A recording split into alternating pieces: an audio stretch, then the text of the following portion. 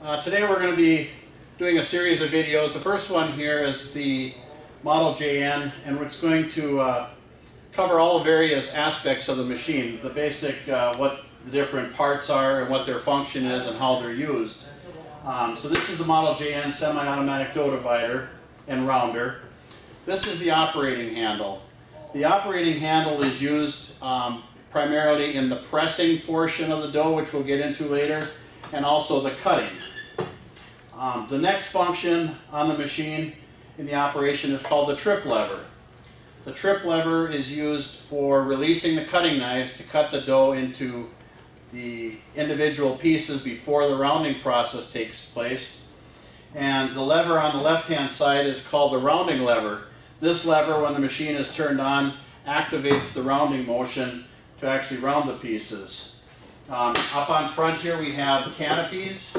The canopies, when removed, will expose the upper workings of the machine, which includes the dough ring. This encircles the dough during the pressing, cutting, and rounding portion, keeps them all together.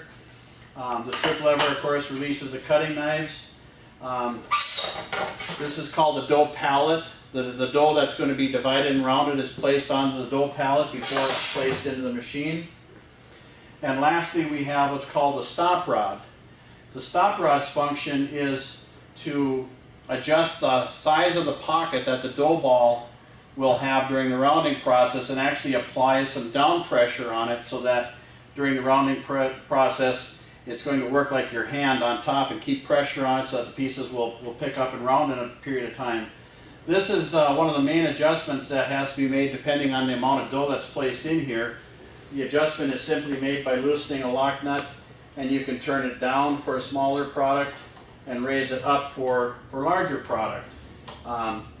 During the rounding process, this here should be making contact with what's called the trip plate and plumping up just a little bit, and we'll try to show that during the operations section of this video.